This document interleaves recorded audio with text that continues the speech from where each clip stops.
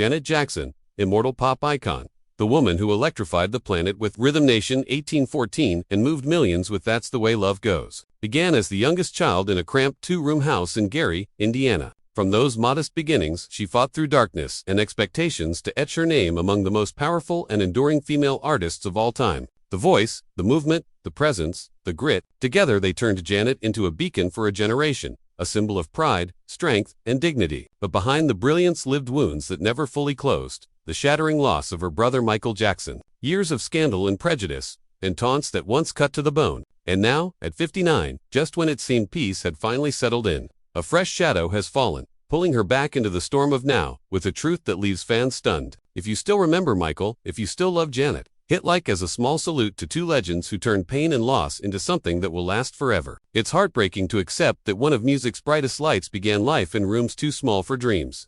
Heavy with struggle, Janet Dieta Jo Jackson was born May 16, 1966 in Gary, Indiana. The youngest of 10 children, in a working-class African-American family whose very name would change music history. Before the stages and the fame, she was just a baby in a tight two-bedroom house on Jackson Street, where 11 lives collided in poverty, discipline, and ambition that couldn't be contained by four walls. The children slept head to toe in crowded rooms. The kitchen doubled as dining room, study hall, and rehearsal space. Her father, Joseph Jo Jackson, a steel mill worker and former boxer, choked on dust by day and chased extra dollars with his guitar at night, pushing himself with the same unbending force he demanded at home. Her mother, Catherine, worked part-time at Sears, carried the house on her back, and still longed for the piano and the country song she once dreamed of singing. Loss had already marked the family long before Janet's first cry. Marlon's twin brother, Brandon, died shortly after birth in 1957, a silence that never lifted. Janet grew up within that absence, as if the family air itself was woven with grief. Her parents' marriage was a tangle of devotion and conflict.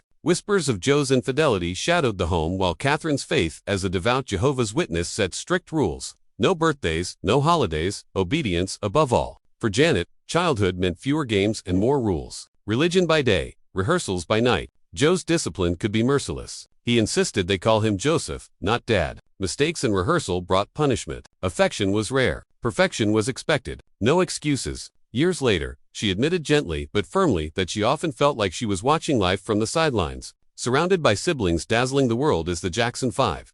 She was both inside and outside the dream, close enough to feel the pressure, far enough to feel unseen. A twist of fate lit the match. In the mid-1960s, Tito secretly picked up Joe's prized guitar, a forbidden move. A string snapped, and instead of punishing him, Joe told him to play. What came out was real talent. Soon, Tito and older brothers Jackie and Jermaine were rehearsing in the living room, while little Michael, barely 5, stole the spotlight with a voice too big for his small frame. From that accident, the Jackson 5 was born. By March 1969, they signed with MyTown Records, and the family left Gary for Enino, California. Janet was only 3, too young to understand that the move would erase the little normally she'd known. The house got bigger, but the walls carried even heavier expectations. At 7, she was on stage under hot lights at the MGM Grand in Las Vegas. Childhood traded for choreography. She didn't seek the spotlight. It was handed to her by a father who equated love with control and a family where worth was measured in performance. She dreamed once of becoming a jockey or a lawyer, far from microphones and cameras. But the family's script had already been written. 76 brought the Jacksons' variety show, and at 10, Janet smiled on cue and delivered lines on schedule. Soon, she was Penny Gordon on Good Times, playing a child from a fractured home. On-screen pain mirrored the private weight of a childhood spent beneath a spotlight. Different strokes and fame followed. The work sharpened her skills, but not by choice. In music, too, decisions weren't hers. Under Joseph's direction, she signed her first deal, and in 1982 released Janet Jackson, a debut that hinted at promise, but sounded like producers and handlers more than Janet herself. She later said, "I wanted to find myself, but I was always told what to do."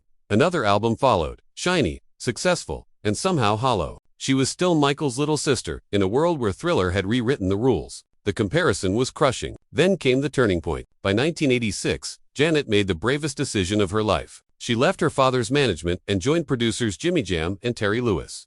In 6 intense weeks, they crafted Control. It wasn't just an album, it was a declaration. The beat snapped, the lyrics pushed back, even the title planted a flag. At last, the world was hearing Janet. Unapologetic and unstoppable, Control roared. 1986 silenced anyone who said she was only Michael's little sister. Nasty, what have you done for me lately? A sharper sound, fiercer choreography, and a voice that owned its choices. The album exploded, over 10 million sold, a Billboard 200, #1. And around the world, Janet stepped into leadership, not legacy. Then in 1989, she released Rhythm Nation 1814, not just a record, a mission. Songs about racial unity, poverty, and injustice. Rehearsals were brutal. The precision was military. The pressure relentless, but the music videos defined MTV. The tour smashed records, and she became the only artist ever to pull 7 top 5 singles from one album. She wasn't just a pop star, she was an architect of culture, standing shoulder to shoulder with Madonna and even her brother Michael. On stage, blazing perfection. Off stage, too many empty hotel rooms and the deep hush that often follows applause. Naughty One brought a record-setting 32 to 50 million deal with Virgin Records.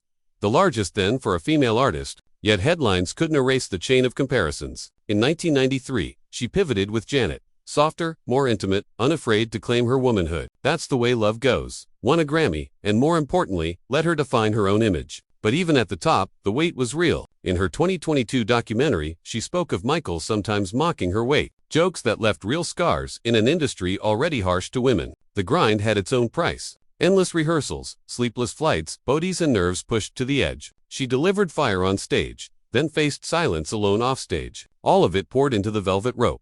1997. For the first time, she openly confronted depression, turning struggle into sound. Critics called it a peak. Fans said it saved them. She said, writing, "It was like wrapping a bandage around my wounds." Then came lightning she couldn't control. In 1993, a career-defining Coca-Cola deal vanished overnight amid scandals surrounding Michael. Guilty by association, she said later. In 1995, they reunited for Scream, but handlers kept them apart. Separate sets, separate days, as if the world wouldn't allow them to simply be. Brother and sister. The hardest blow landed in 2004. A split-second wardrobe malfunction at the Super Bowl triggered a cultural firestorm. Radio blacklisted her. TV cut her off. Her male counterpart left with scarcely a scratch, while Janet bore the brunt. "One moment on stage, and my whole career was judged," she said, exiled by an industry she'd once ruled. She refused to vanish. In 2015, she returned with Unbreakable on her own Rhythm Nation label. Title: A Statement. Scarred, doubted, punished, but unbroken. More than 100 million records sold. The first artist with #1 albums across 4 straight decades. Resilience set to rhythm. But what of her heart? At 18, seeking escape more than freedom, she secretly married James DuBarge on a night in September 1984.